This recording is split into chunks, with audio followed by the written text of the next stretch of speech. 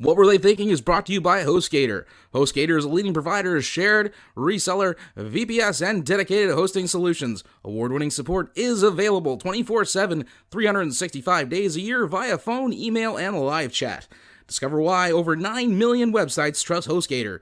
Use the coupon code SCHLOCK for 25% off your first purchase. That's SCHLOCK, SCHLOCK, for 25% off your first purchase.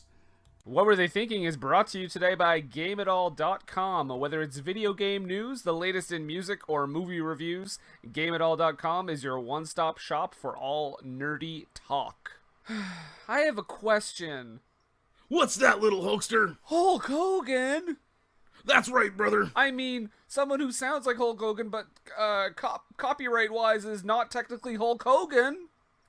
That's right. Sure. Why not? Don't internet search me. Okay, my mom doesn't let me use Google anymore anyway. That's probably for the best, little hoaxer. Wait a second. Maybe you can help me. I'll do what I can. I'm looking for all the wrestling news, rumors, and all the results, and I can't find them anywhere. Well, let me tell you something, little hoaxer. If you need your fix for internet wrestling rumors and results and all the inside information, you're going to need to go to WrestlingNewsWorld.com. If you're not there, you're not anywhere, brother. Wow, thanks, kind of Hulk Hogan. Sure thing, little hoaxer. Remember, say your prayers, eat your vitamins, and go to school and all that other stuff, because I'm not really Hulk Hogan, so I don't know what he'd want to say. WrestlingNewsWorld.com. Oh, beautiful for spacious skies, through amber waves. Hey! Uncle Sam! You're still alive? You're not singing that well enough. I can try harder. This has been a theatrical presentation of the deleted scene from Uncle Sam. Hi, everyone. Hey, folks. How's it going? Oh, wait, they don't respond. No, they don't. It's not like that. Check. 1, 2. 1, 2, 1, 2. Mic check. 1, 2, 1, 2. I figured we were going back to the 90s. I could throw in like I'm Nathan. I thought we were going back to the 90s with that mic check thing, so I thought we could throw in like a Technotronic reference. I don't... Techno, what's it? You know, Yad Kid K. I over my head. I know. I'm sorry. Please don't hit me again. You deserve to be struck. We are here with another episode of What Were They Thinking? And this week we are, this episode, we are talking about the 1996 horror film Uncle Sam. Mm-hmm. By the way, to our all-American brethren, happy 4th of July. Right. And to all our Canadian brethren, I hope superior. Sorry. I hope you had a fine Canada Day. You are starting all the wars in this podcast. I thought I was going to be the one to get us in trouble with everyone, and it turns out to be the opposite. Look, you can't fault me for speaking the truth, okay? Listen, you're going to start a war. And I'll just say I'm sorry, because that's the Canadian way. But you know what? I've been on the phone with Podknife. I just had to deal with the Google Earth thing for the last week. It was nice of them not to blow us up like they did Ogden's Marsh. Sorry, There Shane. it is. There it is. Ah, Lord. So we are talking about Uncle Sam, a horror film that I only learned after I selected it, that it actually pretty much went straight to video. That's fine. It definitely when I researched it, it said it was a horror comedy, which it most certainly is. And I think what really got my attention was how it's very Herschel Gordon Lewis. I don't know if you know, he's a guy who did like 10,000 Maniacs or 2,000 Maniacs or something like that, and yeah, not the Robert Englund one, obviously. No, but that was based on it. He did the original one back in the 50s, and the thing about his movies were they always had a not so subtle social or political statement framed by a horror movie, and that's what this movie definitely reminded me of, because not just because of that, but also because his movies were made on the cheap. As you can tell, this one certainly didn't break the bank on any sort of real budget, but it was still super enjoyable. I believe I read the budget as $2 million, but I could be wrong on that. In $1994? Yeah, $96, I guess. Yeah. Yeah, I think it was 2. I think that's still not too bad. I mean, they got Isaac Hayes. No, he was probably 1.5 of that. Well, this was just before South Park, so he might have been a little cheaper. Listen, I wrote the Shaft theme song. Talking about Shaft. I can dig it. It's like, you wrote that in the 70s. Damn! That carries over, children. But yeah, Uncle Sam. So I guess we just dive right into this thing, because I just wanted to mention, it's to steal a line from Austin Powers. You know, it's remarkable how Kuwait in no way looks like Southern California. Yes, indeed. Because we supposedly open on Kuwait, and it is decidedly not Kuwait. Yeah, and they shoot it in like the darkest, bluest tone, so you are not. It's not as noticeable, but you're like they're still in America. You see like a Burger King in the background. I didn't know Kuwait had the Golden Arches. So, okay, and like right away, I'm going to see if I'm in agreement with you here. This might be my favorite character right off the bat. The general with the super gravelly accent. Oh, you know what? I saw him and I meant to IMDb him, but I think he was in a Godzilla movie. Oh my god. He did not go like, oh, it is like the broadest, like basically he's like, check him. Yeah. Check it for bodies. It's like if Vince McMahon went more over the top. You're gonna check him, damn it. Uncle Sam, you're fired. There, we got that out of the way. We're good for wrestling references. I'm sure there'll be more, but we've met our quota. Holy shit, though. Like, right? Yes. The gravel in his throat. I was like, you're gonna choke on it. Yes. But we quickly open with them finding Sam Harper, who, of course, is going to be Uncle Sam later in the movie. Spoiler alert. In a downed helicopter via friendly fire. Don't be afraid, it's only friendly fire. It's a great one-liner, although we get very few one-liners. And when we do, some of them don't make any sense at all. No, I don't actually. Yeah, that one does kind of, but still, it's not great. Yeah. So. And how do they? Okay, they say that he got killed by friendly fire. Yep. But when the guy discovers that, why does it look like he just reads that off his dog tags? Well, he had been, if I was paying attention, and I think I was, he had been missing in action. They hadn't been able to find his helicopter, and he had been presumed dead for a while, actually, because back home, when we get to that, we find out that they've been, mourning his loss for the better part of a year or so. Yeah, it's been quite a while. So they say that they actually mentioned that his helicopter was downed through friendly fire, and they were unable to discover or find the helicopter. Like a sandstorm had covered it up, and then a new sandstorm had revealed, because that's how they found it. So if he was reading the guy's dog tags, and they kind of knew what they were looking for, he would know, oh, it's Sam, what's his face, and he died in a friendly fire.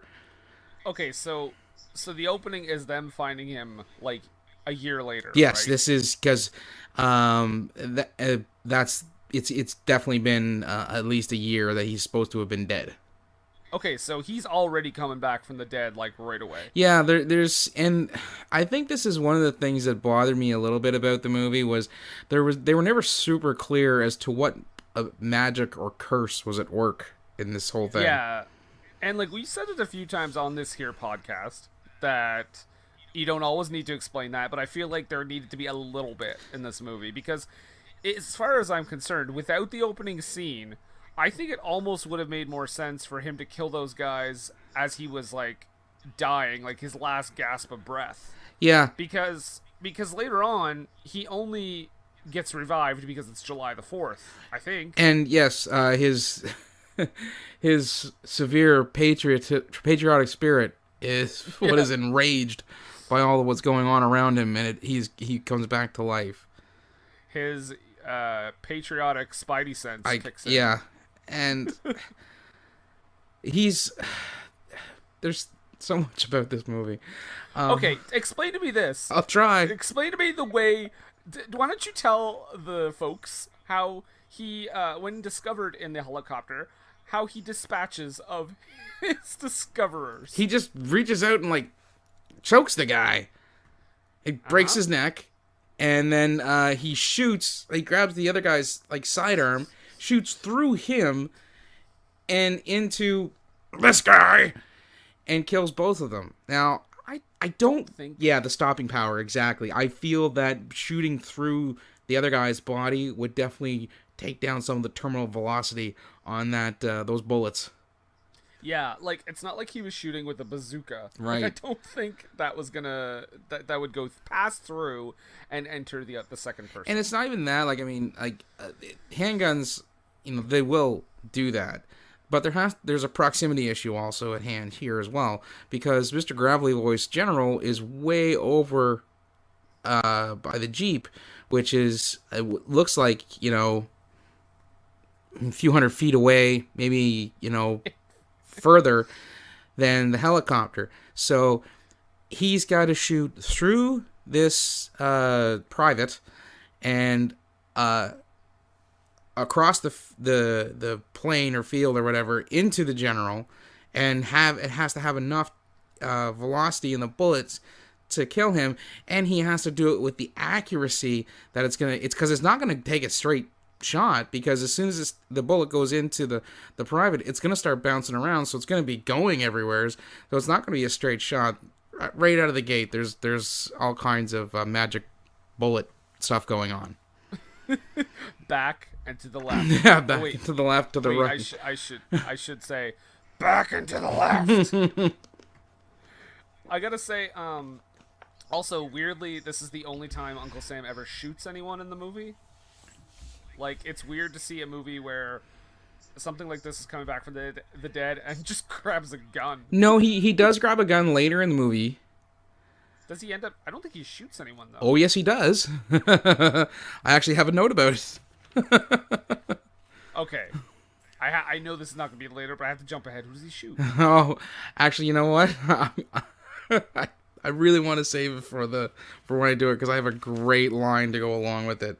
So if you don't mind, right. if you don't mind waiting with bated breath, I will let you know who he shoots. Breath is baited. All right. So they go to they go to Canada Day. Yes, I wrote that too. July 1st. In Twin Rivers, USA, which I'm pretty sure is right next to Springwood, USA, just down the road from Camp Crystal Lake. Because we don't get a state, even though it's clearly California. Yes. Question 2. During that opening montage, because there's an opening montage of all this like patriotic Uncle Sam stuff. Unsettling. Yeah. Was there... Okay, I definitely didn't see this right, but I thought there was a shot of Uncle Sam leading the KKK. A distinct possibility. They were all wearing white hoods. Now, it might have not have been the same thing, but it certainly looked like it. No, there's an absolute possibility. I mean, that the character or the caricature of Uncle Sam has been around for quite some time. In fact, it was originally a political poster. There was a fellow who was running for office. I don't know I don't have the wiki article with all that information in front of me right now, but he was running for office, and that he had that look, that Colonel Sanders with the Star-Spangled Top hat, that sort of thing.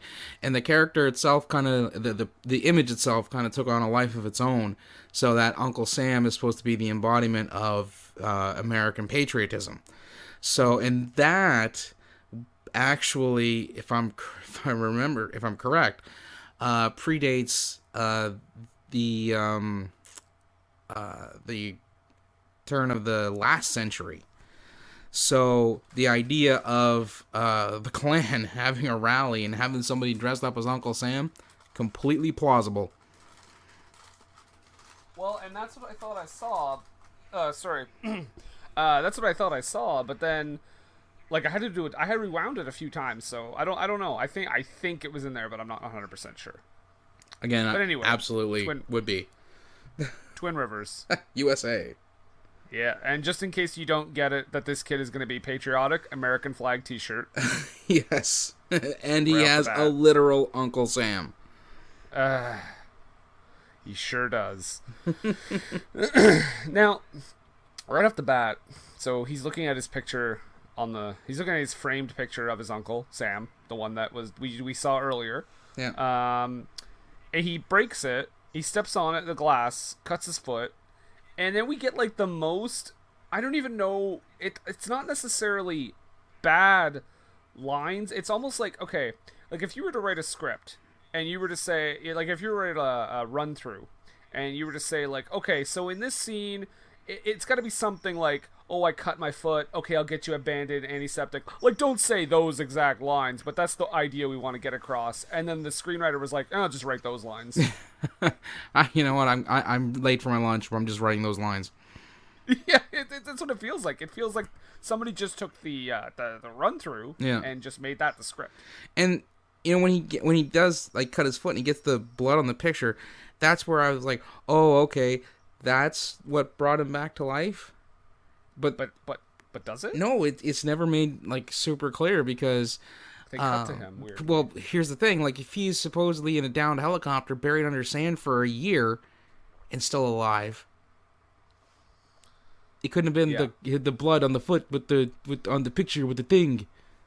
Maybe he's just like he just waits for his moments. Oh, these guys are coming. This is gonna be hilarious. It's gonna be the best prank ever, and then I'm gonna die.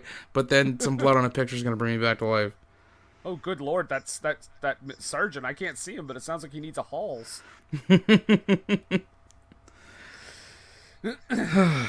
Yeah. So we meet the kid named Jody, who is informed that he is imagining his Uncle Sam being a nice guy. Mm-hmm. Right away. Yeah. It's like, no, actually, Jody, he's not. You don't remember that. They really get into the fact of how he is a total bastard later in the movie. Oh, yeah. Well, and the kid, I kind of wanted to kick the kid a few times. A few times, saying. Yeah. Yeah, the kid is basically like Mr. USA, like right off the bat. And you know the thing with it here was when they did that, when she said you're imagining that or you're not remembering that right, he then asks about is that some reasons why you don't talk about Dad much, and she said that's a different story altogether, and I was like red flag. And you know what? I was kind of right, but not totally. So, yeah. Mr. We got the friggin'. Never mind. I forgot what his name was. I was thinking of that magician that Johnny Carson played. Oh, the Great Kriskin. There we go. Yes. Well, that's the joke. Yeah. So Jody's mother. Okay. So we meet Jody. So Jody's mother tells him like, "Oh yeah, you're not remembering that right or whatever." Did you get the sense that they maybe should have hired two actresses that looked a little bit different? Well, I mean, they are supposed to be sisters. No, they're sister-in-laws, right? They're sister-in-laws. Yeah, they're not even related. I feel like in the original script they were sisters. You know what though? It does explain a lot as to why Sam married her though. Later in the movie. I guess that's true. Yeah.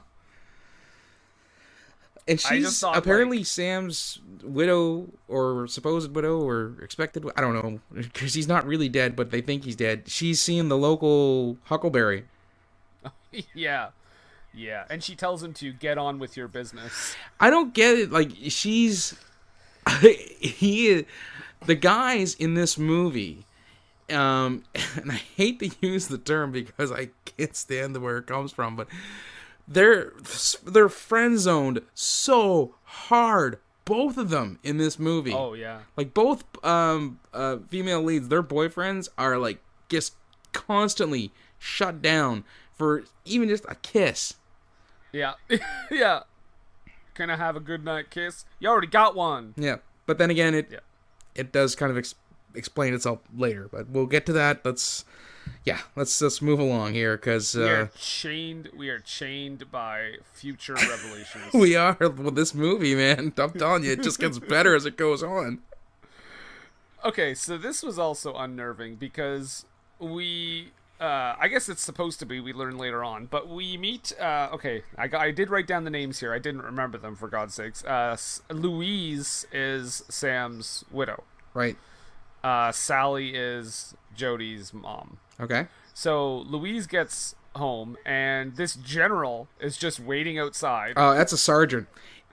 Oh, sorry. If you look, I don't know if they announce him as a general, but every time anybody's wearing a military uniform in this movie, it's almost like they couldn't get any other uniform and they had to share it around because everybody is a sergeant with the exact same amount of chevrons on their badges or their epaulets or displays or whatever. I noticed it on the sleeves. You could be a sergeant. You could be a sergeant. That's right. Oprah was there making everybody sergeants. I wish Oprah was in this movie. That would have been fantastic. She's like, Uncle Sam? Yeah, sure. $2 million? Yeah, I don't need much money. Well, we're getting Isaac Hayes. So. That's right. Okay, so yeah. Okay, sorry. The sergeant is very unnerving because Sergeant Pervy Pants. Oh my God, yes. I just wrote down General Horndog. Yeah. I didn't know he was supposed to be a sergeant. But he's basically just been hanging out there waiting for her to get home.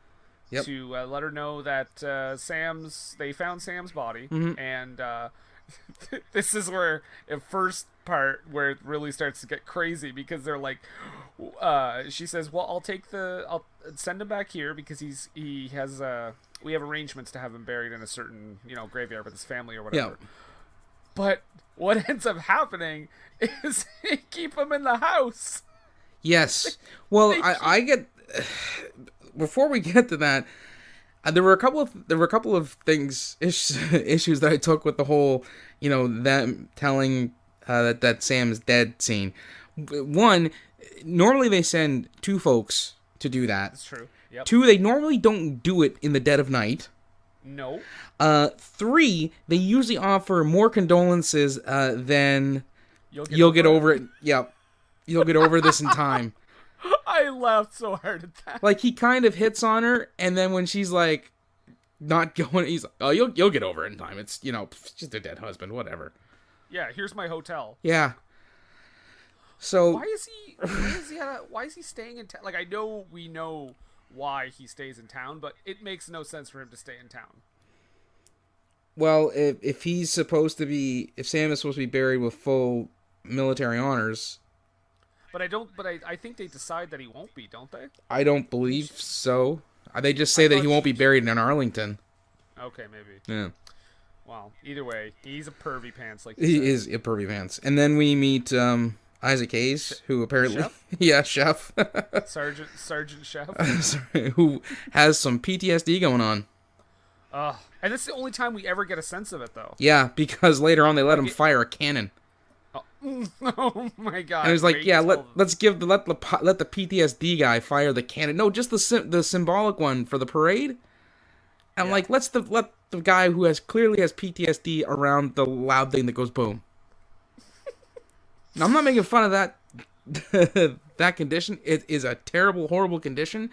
Oh yeah. But you also need to know how to read the room with someone who would have it. What might be a trigger for them, and loud noises. And war symbology might be. Yeah.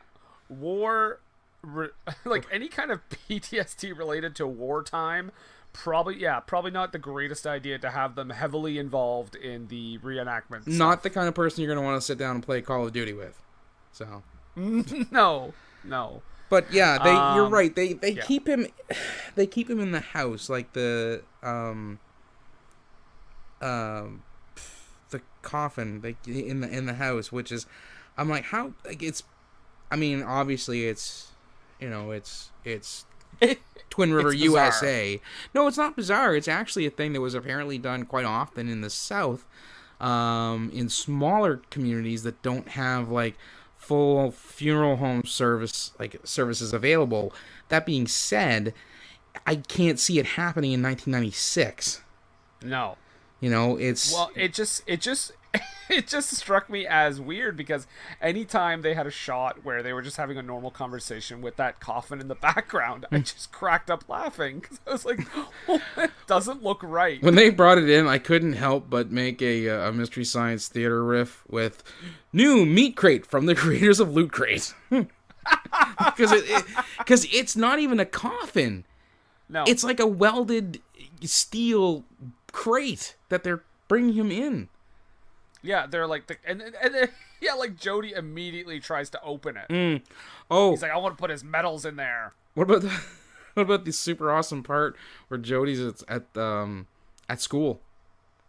Oh, well, this is one of the best scenes. But before we get to that, I just want to mention something we just briefly skipped over. When we meet Sergeant Chef, when he's talking to himself and he has the PTSD thing going, when he looked at the picture of his like fallen comrades and he was like, all of you dead but me, I thought he was gonna I for some reason I thought of like the opening of the second Austin Powers where he's like, she was a fembot all along. Wait a minute, that means I'm single again. I was expecting a big Isaac Hayes dance sequence. See, that's the thing. This movie was made in earnest. Had this been a Sharknado type situation, we might have gotten that. Yeah. Had this been a Sharknado type situation, by the way, everyone, we probably wouldn't have done this movie. Probably not. So, yes, the school scene. Yes, and we find out that Billy's teacher, or Jody's teacher, is a leftist pinko commie because he wouldn't go to Vietnam. And how old is he supposed to be? Again, you know what? It's 1996. The guy looks like maybe he's in his early 40s. Okay. Because he says that he taught Uncle Sam. I know. He says that he taught Uncle Sam. It's 96. He looks like, let's say he's 40. Okay, let's say we'll be conservative with the guess and say that he's at 40. At 1996, in 86, he would have been 30. In 76, he would have been 20. He could not have gone to Vietnam, even if he wanted to. Listen, the reason he didn't go to Vietnam was because he had was Little 10 League. years old. Yeah, exactly. That's why he couldn't go to Vietnam. He had Little League. He was drafted, but he had to go to batting practice. Yeah. But that doesn't stop Billy from saying, Uncle Sam thought you guys were cowards. Okay, again, with the age thing, you're right. He says he taught Uncle Sam. Either this guy was fresh-faced and teaching in 76, and Uncle Sam was like a super dumb 12th grader. Yeah. Or I can't even. I just can't even because No, the math makes no. It's law-abiding citizen math. It doesn't make any sense. No, it's not even the disparity of 1 year. This. Oh yeah, I would have. Worse than, Uncle Sam has access to a temporal vortex. He can go. He can travel back through time and get taught at an age in the 70s. I don't know. Oh my god! I only wish that was the actual plot. And then I want to keep calling him Billy. Jody. Yes, I know. You know what? It's Billy now. But he's such a generic Midwestern kid that he did well, Billy or Johnny. Either way, he makes a promise to his ammo box. Like, Uncle Sam's, I promise you. And he's like promising the ammo box. Like, he's not even looking at a picture of his Uncle Sam when he's saying, I promise you that I won't let people be unpatriotic. He's promising an empty ammo box. He also says, I'll do whatever the president says to do because he knows better. And then he became Toby Keith. But, and the thing is, like, this movie, to watch it on face value alone, you would say to yourself, okay, they're they're singling out like the leftist liberal pinko commies. They're the bad guys, and Uncle Sam is taking vengeance, but Uncle Sam is obviously in the place of conservative, patriotic beliefs. He's the villain. Yep. So it's a movie full of villains, which, when you get right down to it, tells us that anybody who lives their lives through a set of ideological, political rules is a villain. If you have no room for gray area, you're clearly a villain. Yes, I agree with that to a point. The other thing, though, is I find like in a lot of horror movies, the ones that get killed off are the ones that the movie sees as bad people. Right. And I think a lot of the bad people that are killed off are the pinko, lefto liberals. Oh, 100%. And it's exactly that. It's the, how the virgin or the dope smoker or whatever, they're the one, the non-virgins and the dope smokers are the ones who get clipped, and the final girl is virtuous. Yeah, exactly. Okay, to the school thing, do you think it was weird how he was just like, yeah, okay, interrupt my class and show everyone your medals? Yeah. and then he starts teaching math? I also found it, and I don't... Did he go to the... go to the Mr. Electricidad School of Teaching? Well, I don't know, because it's, at this point, July 2nd? Mm-hmm. Or maybe, I don't know, it may still be July 1st. I don't know when he cut his foot. If it was like late in the night, it might still be July 1st. Either way, they're still in school in July. Yeah. Oh, yeah. Oh, my God. I didn't even think about that. Now, I do know that, obviously, some places school starts earlier or ends later than it would, say, from my experience. I mean, I know I had cousins who lived actually just a little bit up the road from where you're at, up in the potato belt of New Brunswick. And, yeah, the potato belt where all the people farm potatoes. And the kids start school later because that time was allotted to help with the potato harvest. Yes. And they have to end school later, so I can see, I get that. It just seems odd that they would still be in school at least in July. Well, maybe that's the idea. They want us to think this is like a potato. Maybe this takes place in the potato belt section of New Brunswick, where they celebrate July the 4th. Oh, well, let's not. Yeah. So he calls him. He basically Billy, Johnny, Jody. Calls his teacher a coward, and then he says Sam said that. I never said that. Yeah. Old Jody getting political. I didn't say that. He said that. Don't put words in my mouth. I think you're all right. And then we they reveal the plan of Sergeant Pervy Pants. Sergeant Skeeve. That's what I have him down here as. Because he makes it's the greatest thing, because he's in his hotel room, and I want to know who's on the other side of the phone. Absolutely. He's calling someone, and he's like, yeah, just basically fucking these widows. Real easy, because their husbands died. I'm having a great time. Well, okay, goodbye. Like, basically, like, who the fuck was he talking to? It does again lend to the idea, like you said earlier, that he's not virtuous, so he gets what's coming to him, because he's just talking about, that's right, I like to bang war widows like fresh after I reveal to them that, their husbands are dead, and I tell them that they'll get over it in time. To be fair, he's an awful person to both sides of the political spectrum. He is. He's just a wretched garbage person. And I got the sense if they made this movie today and the WWE studios made it, JBL would be that character, because he is a filthy garbage person. Hot take. Hot take. Fired. We love you more, Ronaldo. That's right. You're the man.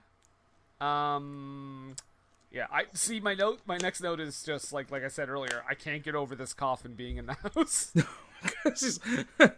They're like, that's not a toy. And immediately I thought, new coffin toys from Blammo. Yeah, when the kid's like, I wasn't playing with it. He also doesn't want to eat his dinner because he says he's in mourning. Yeah. Okay. Oh, all right. So here we get Ralph, the boyfriend of Jody, Bob, Sally? Jill, Dog's mother. Sally, yeah. Sally. Sally's boyfriend, who hardcore friend zoned. Yeah, and another one. That's the second one. Yeah. And he's basically a tax cheat, Yes. but a legal one. He uses several loopholes. Right. To, Which this part here, I think this is one of the parts that made me say that they're actually taking shots at both ends of the political spectrum, because the people who are more apt to say no taxes and get out of paying as many taxes as you can are right-wing conservatives. mm-hmm. I mean, people talk all the time. Like right now in the States, they're trying to do diminish taxes by kicking 22 million people off of healthcare. Not going to get into the whole political thing with that, but that being said, he's clearly a fiscal conservative. Mm-hmm. So. But wait, now you're telling me there's a famous right-wing person right now that's having issues with taxes? Well, he won't release those statements, so.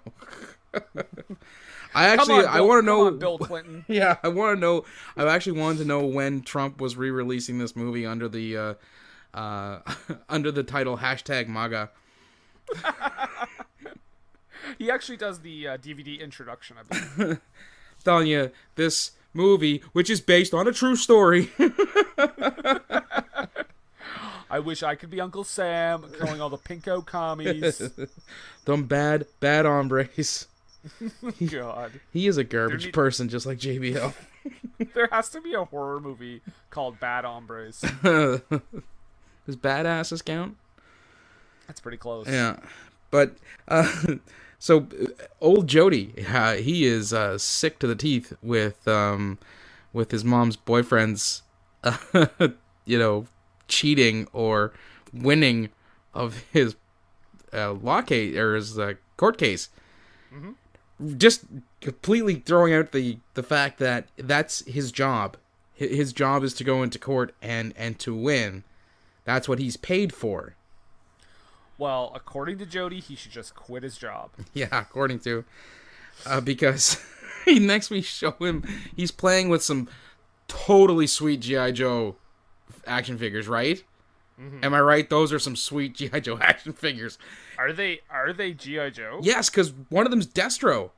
Oh, okay. Like the guy that he calls Ralph is Destro. That he kills? Yeah, it's Destro. This kid is a psychopath. Like the sequel for this movie, Nephew Jody. Yeah, well, I think that might have been the idea at one point. Yeah. Yeah, and then Ralph, like you said, the whole friend zone thing, because as soon as Jody gets upstairs, Ralph basically wants to get it on. Yes. And she's all like, "I'm not gonna do it. There's a coffin in the house." I'm like, yeah, no shit. Yeah. But either way, moving on from there, we get I think this is a wake. Well, we this is actually before they have the wake. Isn't this where Jody goes down and puts the medals in Uncle Sam's coffin? I think he tries, but I don't think he can get it open. Okay. I think he gives up. I do have a note that he has a pretty fierce pajama shirt. That dinosaur pajama shirt. Oh man, that was really. And I also have a note here. This still has way better production values than Ben and Arthur. Oh my god, night and day. And also, this movie is 10 times better than Nick Fury. Oh, again, night and day. And not the Tom Cruise movie. Yeah, which this is way better than as well. The next you're right. The next scene is that they're at the wake, and for some reason there's a slow-mo of Billy drinking cola, or Jody. You could say Billy. Yeah, he's just like glug. I almost wanted to see like the Coke is it, the old Coke slogan, like just appear underneath, because that's how he's drinking this cola. It's like real slow and deliberate. And we also get a very strange dick joke. We do? We sure do, because when Jody stares at Chef Chef's leg. Oh, right. And he basically says, "Oh, you want to know which leg it is that I lost in the war?" And then Oh, yes, that's later on when they're outside. He's talking about all the other things that people said he's lost. yeah, and then he's like, Jody kind of looks down. He's like, "Oh no, I still got that." And I'm like, "What?" We just want to reassure you that Chef still has his nutsack. He still has his chocolate salty balls. Thank you very much. Put them in your mouth. Put them in your mouth and suck them, suck them, suck them. Suck on my chocolate salty balls. Packed full of vitamins and good for you. So suck on my balls. Thank you. He was so good when he was so good. Yeah, and then he got crazy. Well, a lot of people speculate that he actually had a stroke and it was his PR people who were making all those statements on his behalf. Oh, really? Yeah, that's the, rumors. Maybe we should go to Wrestling World News or Wrestling News World and check out and find out. How about Isaac Hayes? I guess, I don't know. They're the only rumors and inside information people that sponsor us. I don't think Game at All will have that information. Wrestling News World, get all your information. Get on that story. For South Park. That story from Isaac Hayes. Do it. 10 years ago. I wrote down this little monologue that he gives because I'd like to read it if you don't mind. Go right ahead. It's not the whole thing, but just a short portion. I like it. He says, basically, Jody says, Uncle Sam was a hero, and this is what he says: "There are no heroes, only crazy men who lose their mind in the middle of a battle.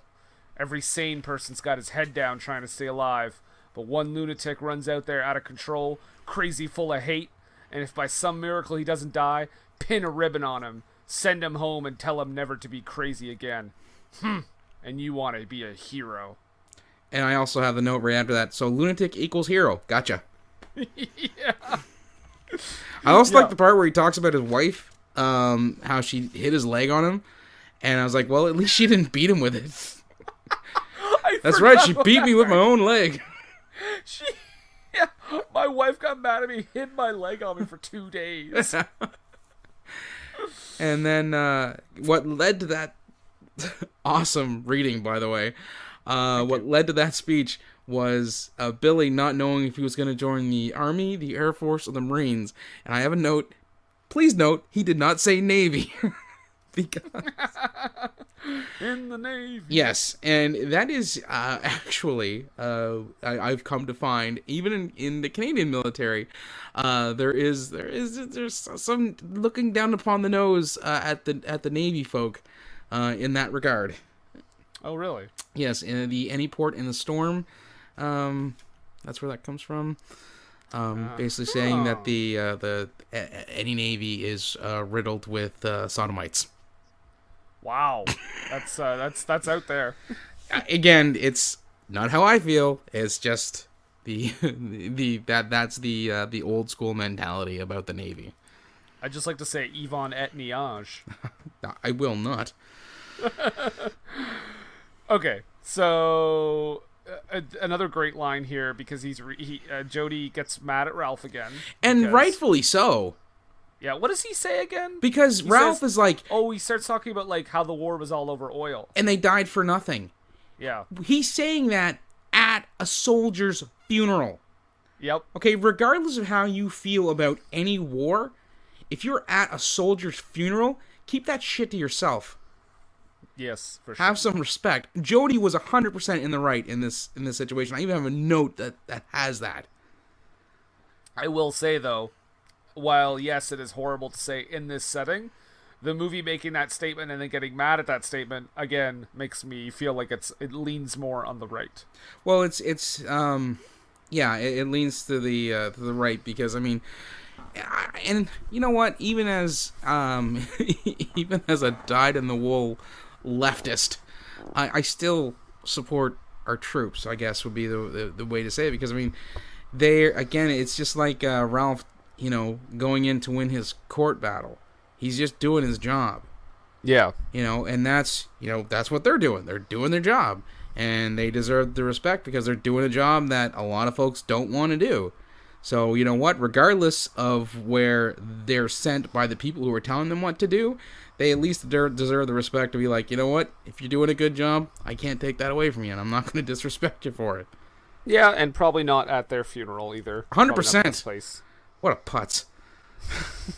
Don't worry, he'll get what he's got coming. Oh if I yes, can he get that does. sentence out. He'll get what's coming. He'll get what's coming to him. That's for sure. Thank you. With that. Did you notice in the next part where like they're panning around the house and like because we cut next to like nighttime on July the 4th, you can see the cameraman in the grandfather clock. I did notice that. Yeah, I was watching it and there was a part where they're panning around like the room where the coffin's at, and you can see the cameraman in the reflection of the glass on the clock. That's amazing.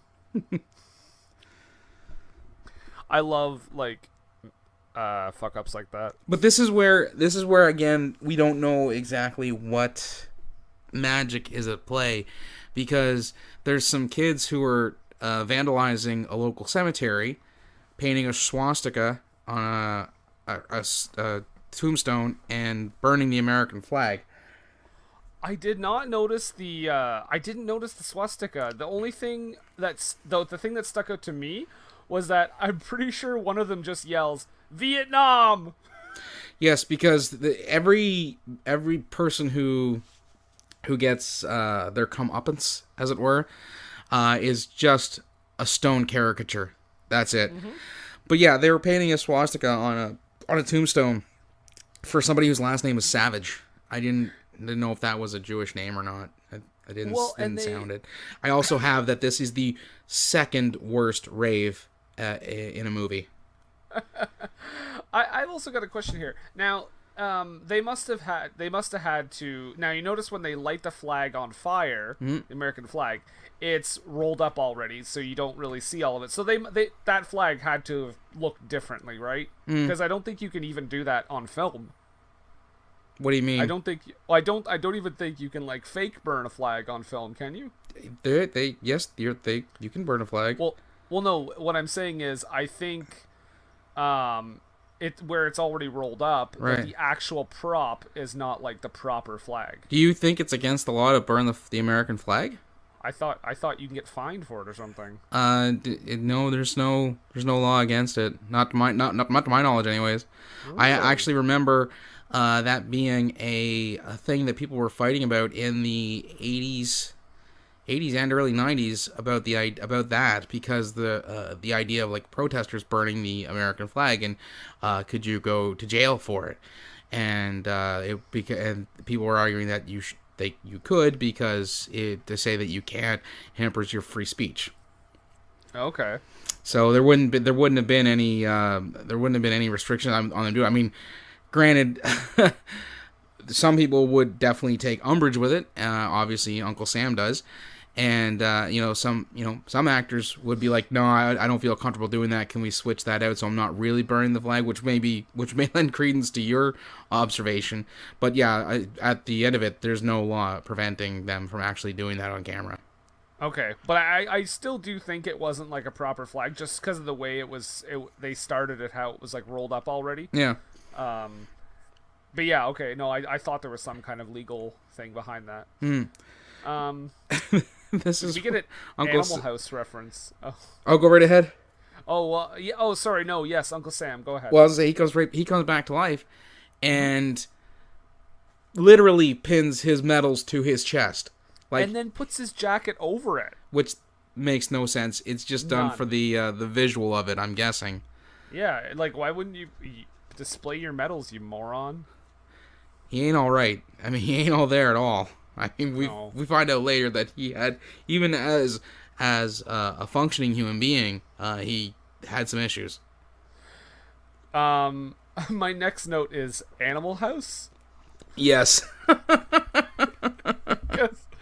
We get the whole, for those of you familiar with Animal House, which you should go watch that right now if you haven't, please. It'll never be featured on our show. No, fantastic movie. But there is a scene where John Belushi is like peeping on a bunch of girls having a slumber party.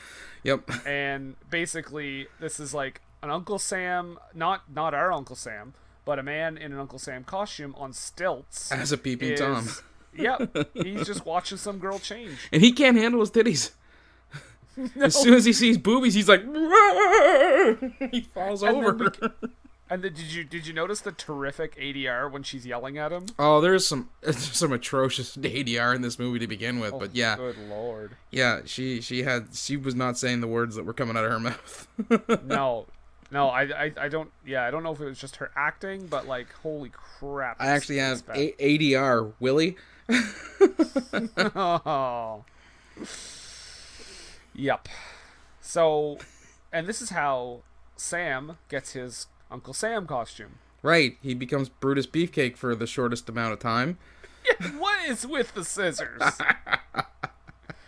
He was cutting and strutting. I'm gonna be famous forever. Hulk Hogan's my buddy. He'll never turn his back on me. Never. I'm now. If you'll excuse me, I have to go sell sandwiches in Toronto. I thought he worked for the New York Transit Authority. He did, but there was a clip when the whole Rob Ford thing was happening. Oh, right. In Toronto, trying to give him sandwiches. Right. But yes, This'll help you get off track. There you go. All right. So yeah, this is where Uncle Sam gets his Uncle Sam get up, and says, "I hope you got an eye full." Yeah. Yeah. Oh. Yeah. Another pun. Had he, gouged out his eyes or something, or stabbed him in the eye or something while he did it, I can maybe say, oh, okay, that's a fine one-liner. But he just reaches in and grabs the mask off through the eye holes. It's like reach out and touch me. Sorry, I'm full of music today. Go ahead. I just felt that one-liner was shoehorned in the worst way. Oh yeah, 100%. Because it didn't. Like, I actually, when you said that, I didn't even think about that because I thought, oh yeah, then he just gouges his eyes. Like, I just made that assumption. Yeah. But no, he doesn't even put the scissors in his eyes. And do you know why they put an Uncle Sam outfit on him, or a mask on him? Because makeup is expensive. Oh, yes. Because all he needs to do is put eye makeup on. When he's in full zombie regalia, that makeup would have taken a long time, and it would have been expensive. Yeah. And so what's the easy way to do that? We'll give him the old eye makeup, and then he'll wear a cheap rubber Uncle Sam mask. Because, honestly, if the movie itself had decent budget, they would have kept him in the full zombie regalia and just had him wearing an Uncle Sam suit jacket and hat. Did you also get a real sense of the Friday the 13th soundtrack? Yep. Not really. No, that didn't strike me. Yeah. I heard a little bit of it during this. Not necessarily the that part, but the kind of it just sounded very. Oh, okay. All right. But. Well, let's flash forward to the next day. Yes, because the math teacher is staging a war reenactment. Yes. The guy that didn't go to war and is teaching math. Mm-hmm. Who taught Uncle Sam, apparently. Yes. And this is where they get the PTSD guy to fire the cannons. Yeah, poor chef. Yeah. And I think we get not our first victim, because we didn't even mention, did we, that those... Oh, the two of the cemetery kids got their comeuppance. One of them gets buried alive in the slowest burial alive death ever.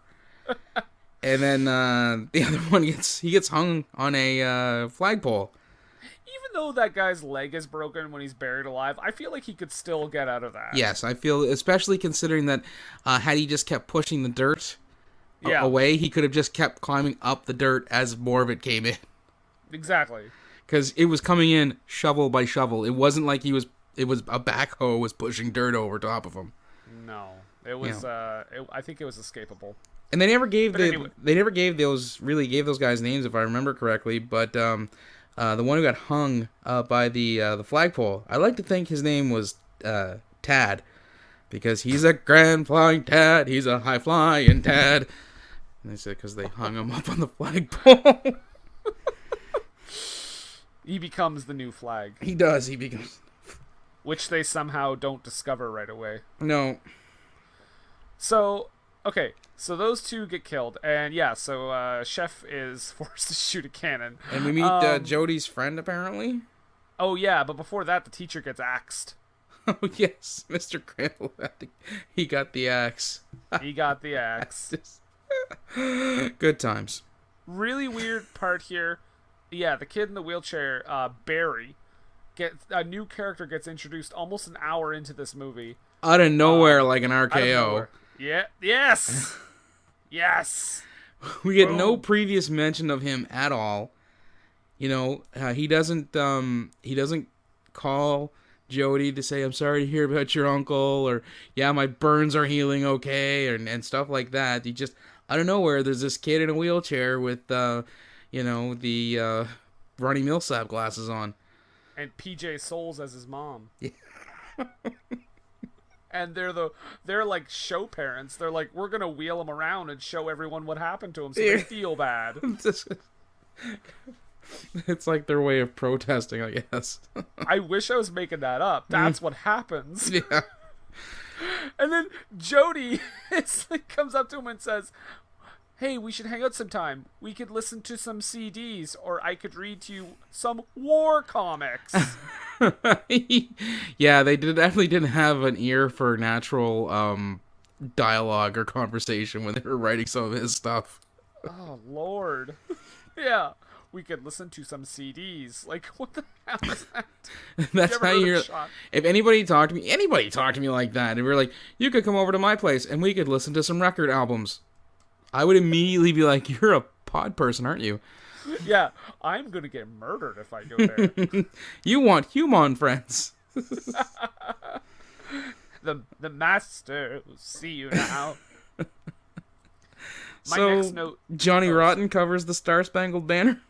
I was gonna say before that, my note was that band. Please kill that band. Yeah. Never happens. Never happens. Nope.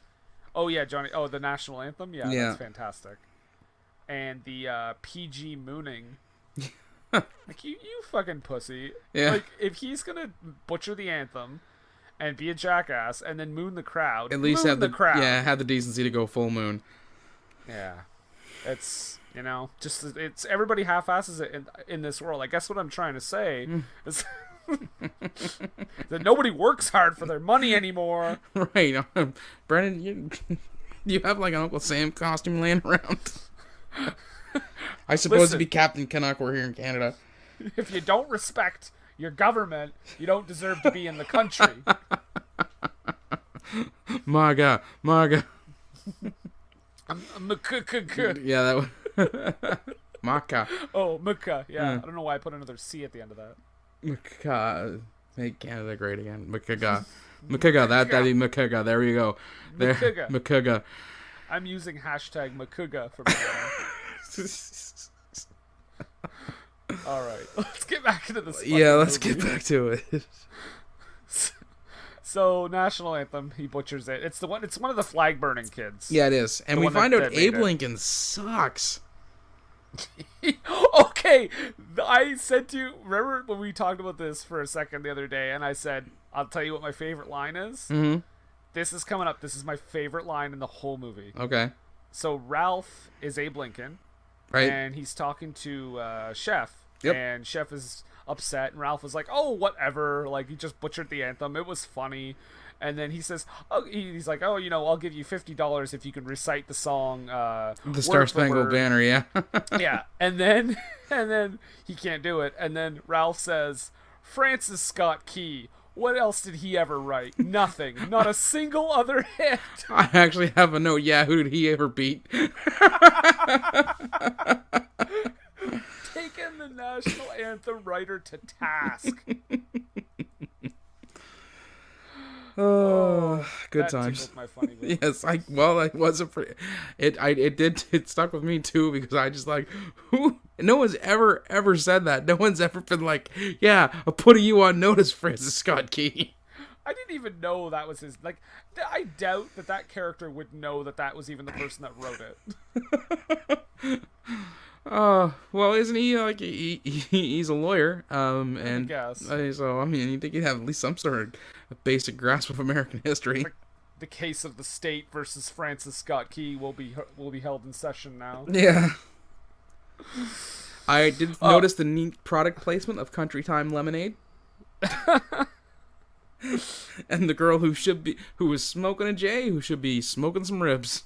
Oh yeah, brontosaurus burgers. It looks like. Yeah, and she gets busted by the Huckleberry, and he just takes her stuff like he's gonna confiscate it, and he's like, "All right, I'm gonna put that in my pocket for later." Did you think the way he smelled it was weird? Very sexual.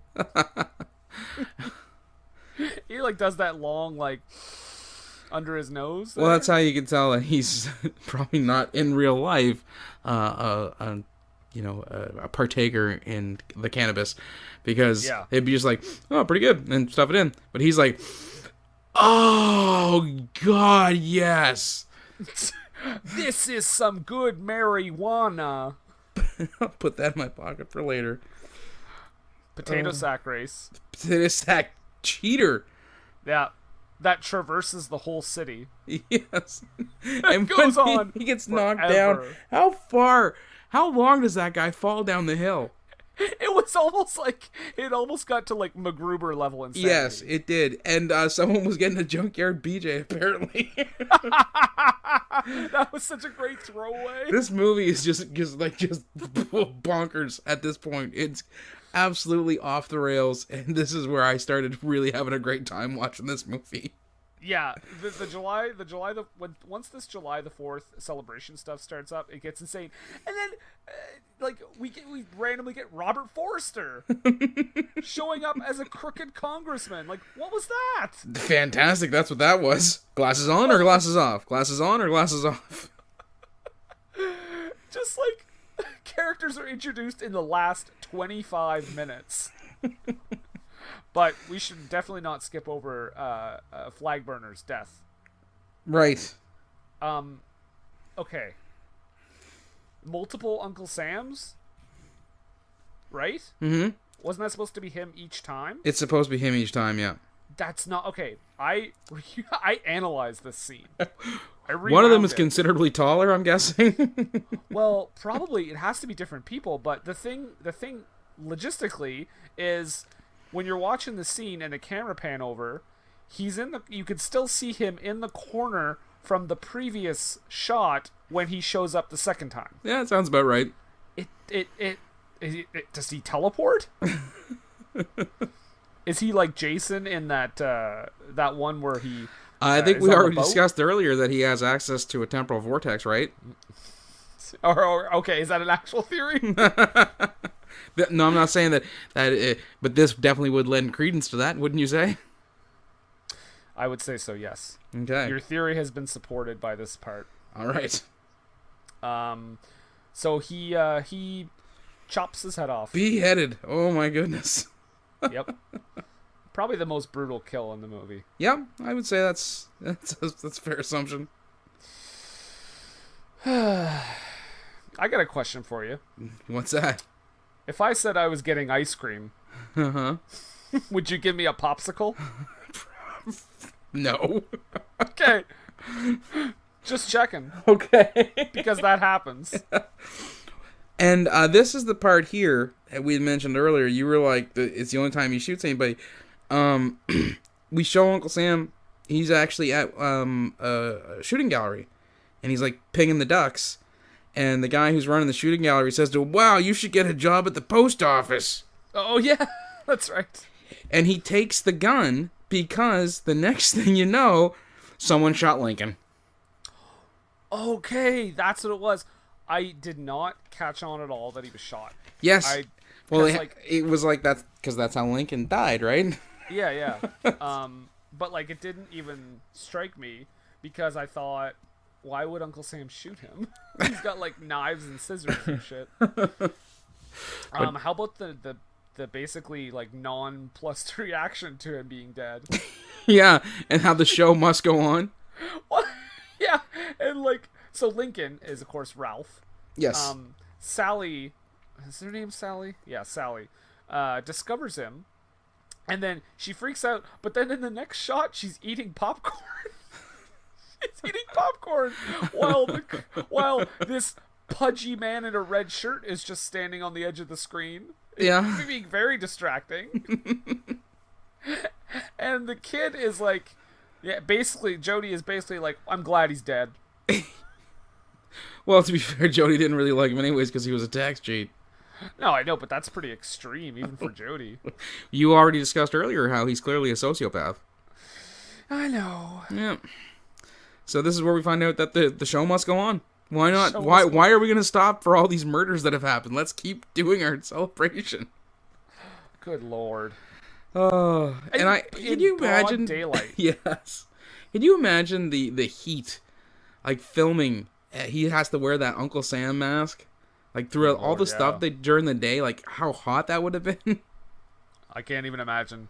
And because they had a low budget, he was like, "Guys, you think I can get like a fan in here?" I was like, "Sorry, no, we got to keep moving, move, back to one." Oh. Somebody get Forrester back on set. Glasses on or glasses off? Glasses on or glasses off? And this next scene is where we find out that Sam was an abusive butthole. I like that terminology. Yeah. Yeah, and Jody basically acts like a police officer from the 1950s when they tell him that, because he's like, "You're making it up." Yeah. And we get kind of the explanation as to why all the boyfriends are getting friend zoned, because apparently he wasn't just verbally abusive, he was sexually abusive as well towards like even his own sister, which again leads me to, because we never ever see a picture of Jody's dad.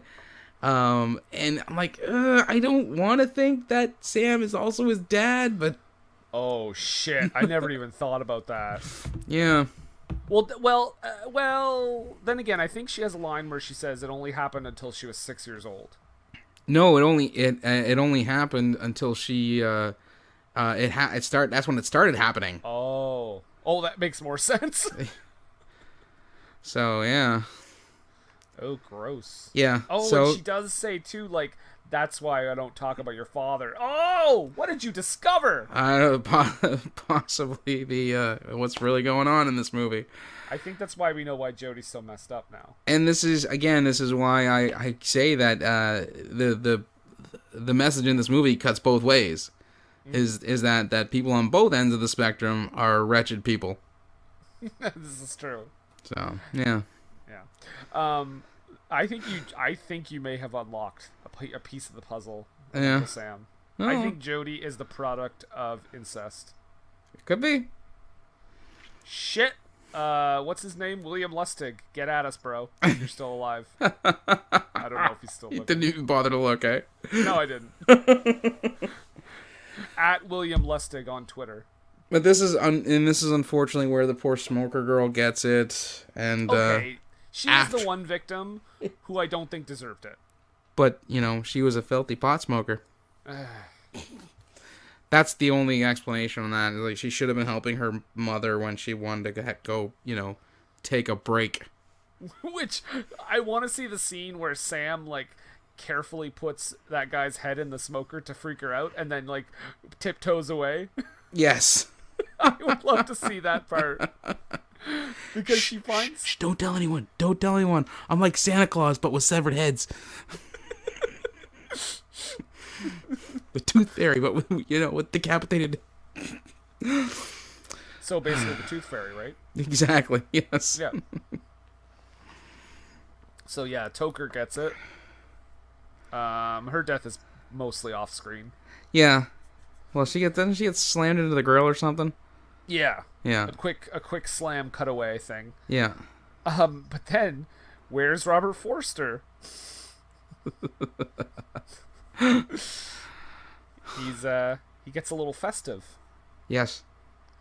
Because Uncle Sam decides to tie him up to the fireworks tower, which, by the way, he's got that assistant guy with him all day, right? He's always beside him. Always. But then suddenly he's like, I don't know where he went. Yeah. No, didn't he say he had to go freshen up or something like that?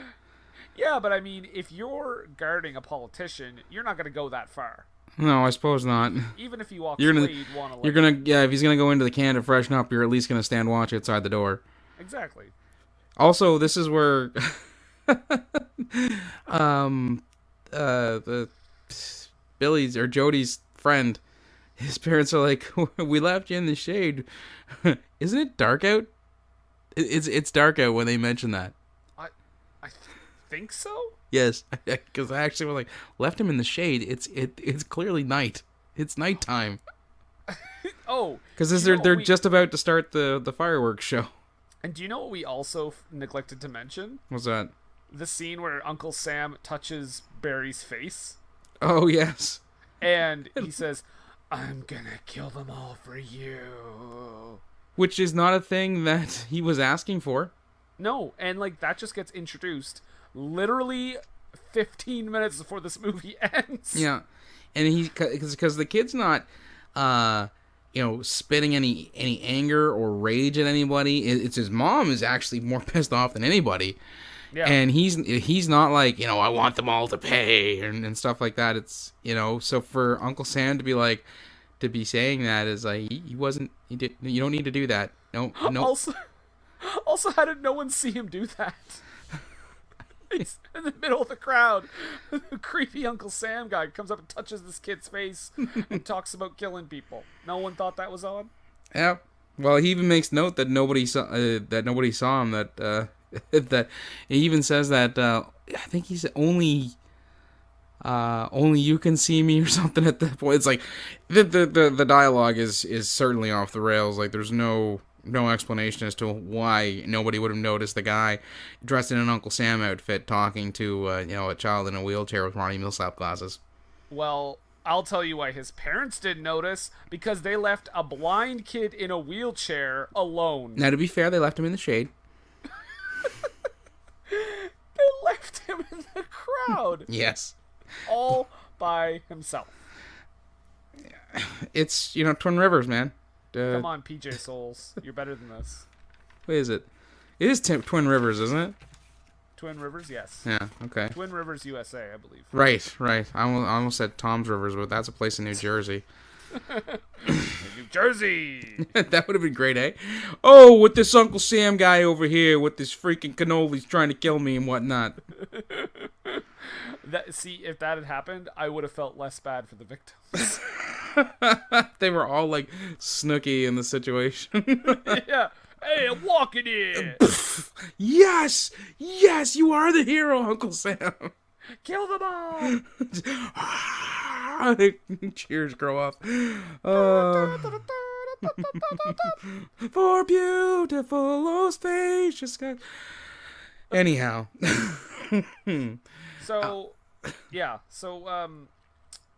Anyway, Robert Forster is tied up to the fireworks tower. So patriotic. So Yes. patriotic, but not very dazzling at all. And this is where people really start to notice that something's wrong. It takes this. It's this long before people are like, something's amiss. Deputy Huckleberry gets a nice little death scene. Mm-hmm. He gets impaled on the American flag.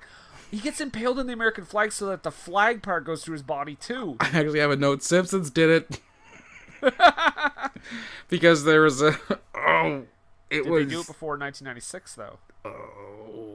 Mel Gibson was still in Everybody Good Graces, so it's a possibility. It was the one where they were reshooting, Mr. Smith Goes to Washington. I think that was actually later. Oh, okay. I think they may have taken it from Uncle Sam. He impales somebody with a flag, and the flag goes to, like, full mast sailing and everything. Yep. They definitely watched this movie. They're like, nobody will ever get this reference because nobody's seen this movie. Let's put that right in there, yeah. Yeah, so Deputy's dead, Robert Forster's dead, Abraham Lincoln, Ralph is dead. Lots of people have been killed. And again, the parents leave Barry alone in his wheelchair. And then Jody is like, I'll take care of him. Okay. No, Jody says he'll take care of him, but then Chef says he'll take care of him. He's like, all right, you do what he says. But I think they leave before Chef shows up. Because then they have that conversation, remember? The two kids? No, because there's actually... well, if they do, they come back, because at one point, Chef says that he'll take them. Yeah, no, I know, but I thought he just says, "What are you kids doing here?" And like that the parents had already took off. Maybe not. No, because again, the parents, the dad says to his son, "You do what he says. You listen." Okay. So I believe you. I believe you, Nathan. I have faith in you. But this is where he tells Jody, like his wheelchair bound friend tells Jody that that his Uncle Sam was there and he touched him. I have a note. Tell us where he touched you. Show us on the doll where he touched you.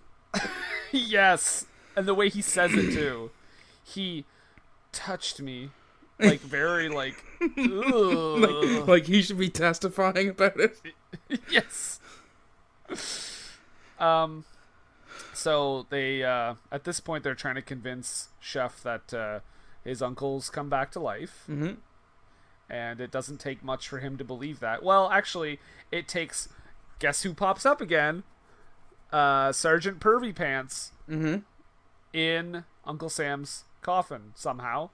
Yes, they never show where Uncle Sam puts him in the coffin. But I will say this, though. When they do go into Jody's place to investigate that whole situation, they had some interesting camera angles that really were used for this shot. And I gotta say, quite the rump on Isaac Hayes. Chef got back. I saw it and I was like, damn. Damn, children. It's easy to see why he got so much action. I was really hoping when he took those kids with him that he was going to say, "Come on, children." That would have been great. Did not. Yeah. Well. But yeah, so they find Sergeant Pervy Pants. He tells the kids to stay put, but they come with him anyway, and he's like, oh, "Okay, let's go. Let's go find this murderous corpse." Who is going to get his wife back? Did you grieve for me, my beautiful wife? I'm glad. I'm kind of glad in a way. Like, this is sort of a body count movie, but I'm kind of glad in a way that certain characters didn't die just for the hell of it. Like, because normally you'd think Sally and Louise would be kaput. Like, he would have killed both of them, I think. Yeah. And it would have been just maybe like the kid and maybe like just the two kids, maybe Chef. I thought Chef was a goner in this movie. Yeah, but no, he does a good job. Actually, makes it right to the end there. So good on him. Yeah, I did like the point where he's trying to get the kids to leave so they'll be safe and they won't listen to him. That's the point where I felt that they should have had a good Chef moment where he was like, "Damn it, children! Go on, get out of here!"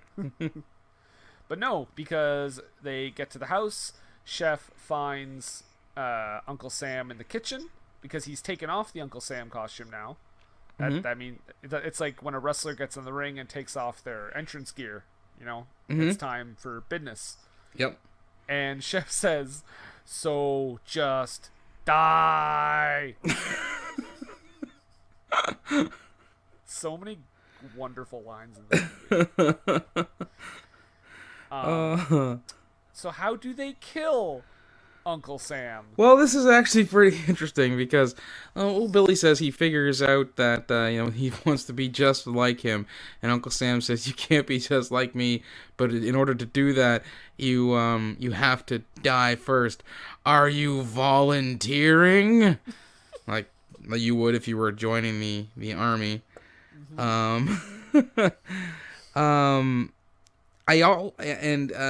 Just before I continue with the description, I also noticed that the Jody's blind friend's scars get more pronounced and more prominent as these next few shots go on. But Jody's trying to distract Uncle Sam with his talk of joining him and joining his righteous crusade. All the while, Chef is loading up the cannon to shoot Uncle Sam with a cannonball. Okay, So does that mean that the cannon earlier was real? Well, it would be. I mean, it would have to be like I guess. And then somehow this kid in the wheelchair, Barry, has some sort of like Shining connection with like Uncle Sam Yep, apparently. because he's like, "Oh, yep, they're coming now." Like, Yes. you are blind. Yes. You are a blind child in a wheelchair. Mm-hmm.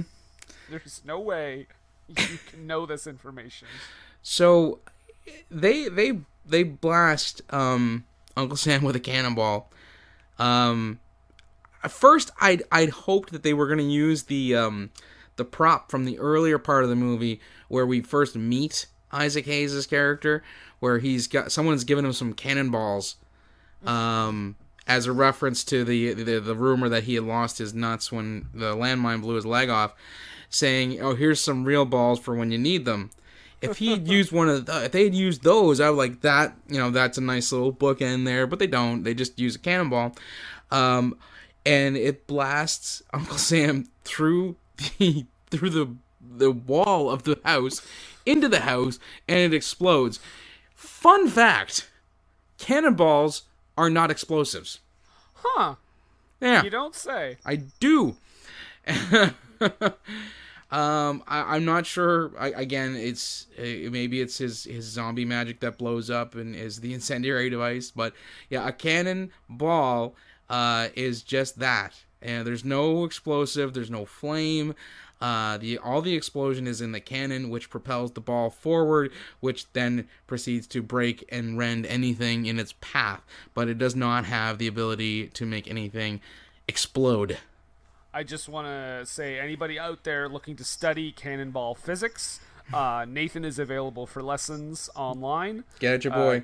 You can go. You can reach him on Facebook and Twitter.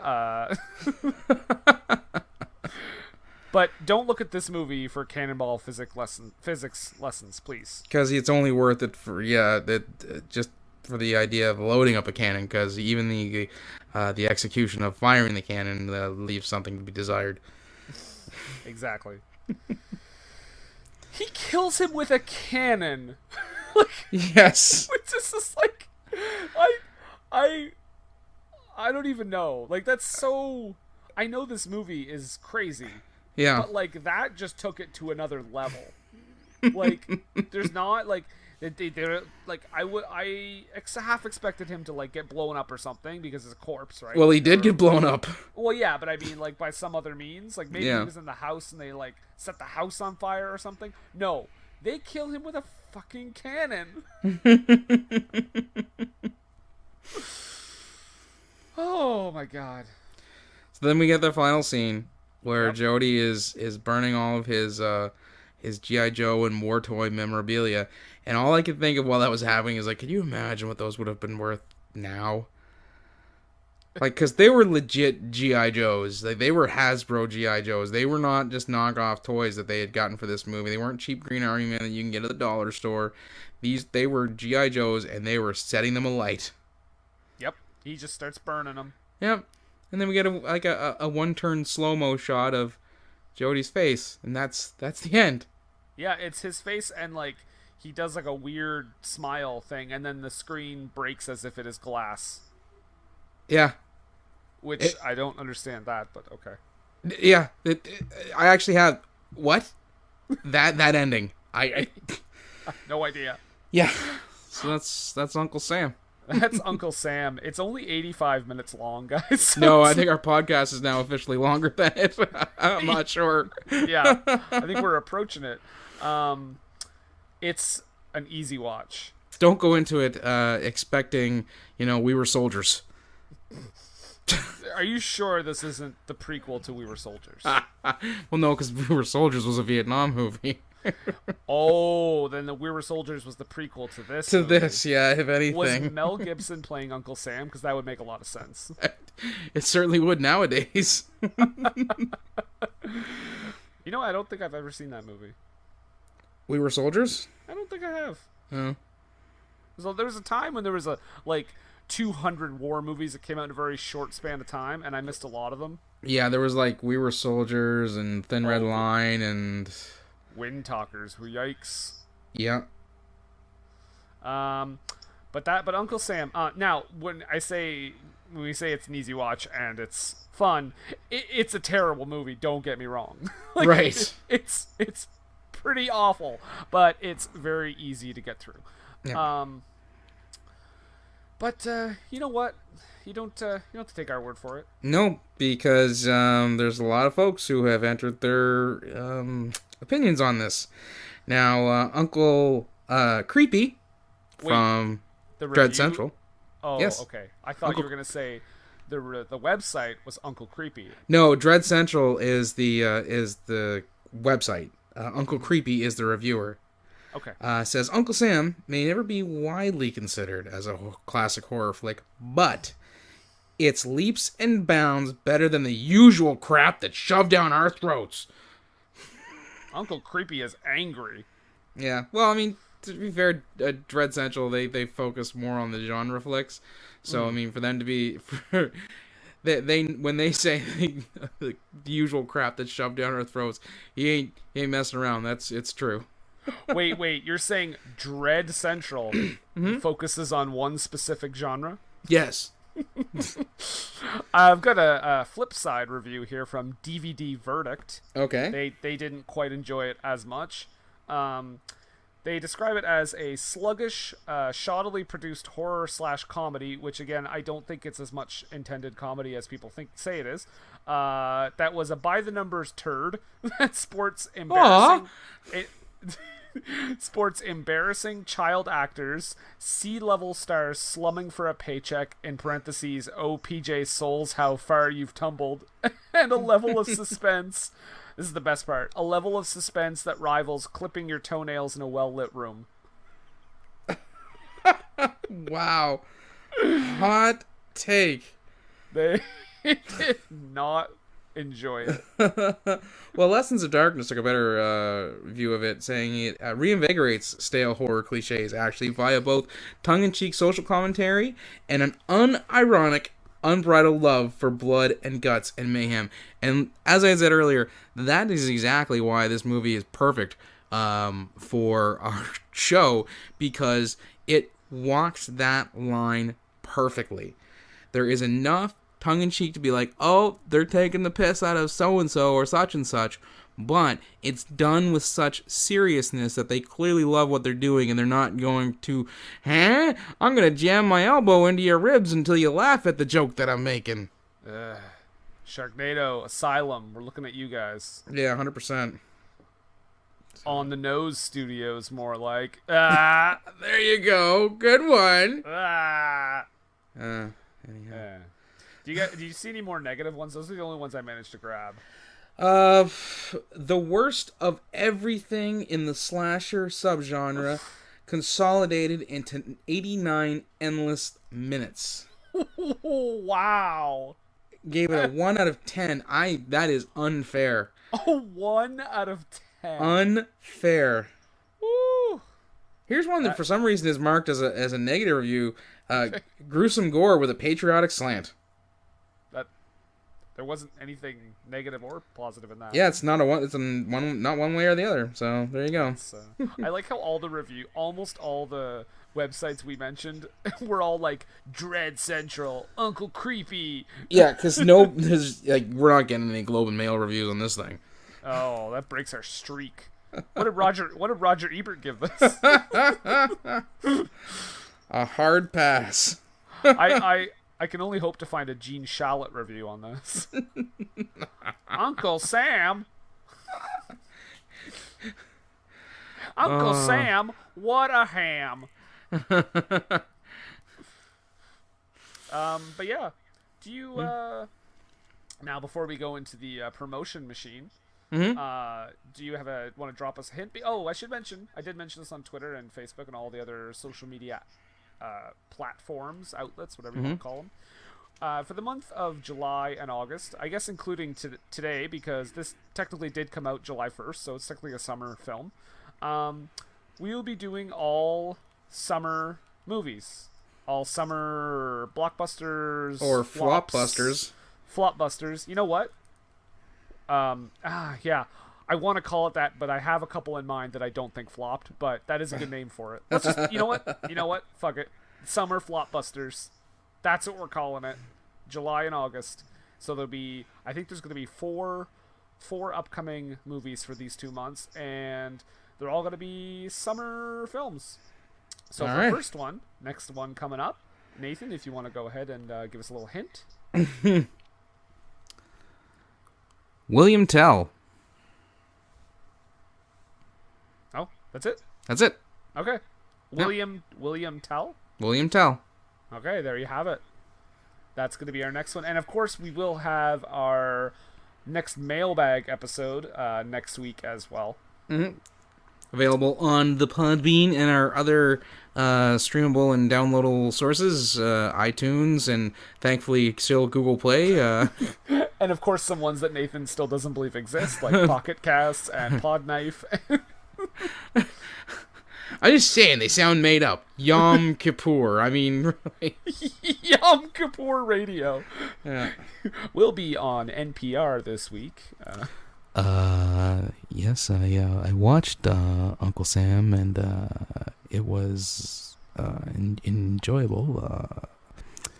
I listened to some Philip Glass compositions while I watched it, and that's what our show sounds like when it's put through an NPR filter. I just want to say that that would accentuate the film quite nicely. Oh goodness. So before I get to my final questions, do, as I always say, check out Montrose Monkington III. He's a British monkey puppet who enjoys popular culture and professional wrestling. Recently just went to the drive-in. He did, and saw a couple of movies, so he's got some stuff up there about his adventures at the local Sussex Drive-In. And you can check him out, Montrose Monkington III Esquire and Friends on Facebook, and also on YouTube at Montrose Monkington TV, and he is now on Twitter at Montrose the Third. And I know you said he doesn't have opposable thumbs, so do you do all his tweets for him, is what I'm asking? We actually have a team in place. Okay. Myself and Ducky, he's helping me out with that, so we're helping him out. I enjoy that taking dictation. I enjoy that you said Ducky, because that's funny to us and like a few other people. Well, if they check out the YouTube channel, they'll find out who Ducky is, and they'll understand why we call him Ducky. Oh, Ducky, you're a good man. Mm-hmm. Okay, so you look inquisitive. You sound inquisitive. I can't see you, but you sound inquisitive. Well, I do have. I guess the last question really would be, considering we watched this movie that was about a soldier who comes back to life through some dubious magic. We're not sure ever what type of magic it is. I mean, it's a movie where Isaac Hayes is slumming it just before he had a rebirth in his career, and where they actually literally shoot Lincoln like he was shot at Ford's Theater so many years ago, and in a movie where the main character, bad guy, literally pins medals to his physical chest, and his nephew wants to join him but is only distracting him, but we're pretty sure he is a sociopath. I gotta know, what were they thinking?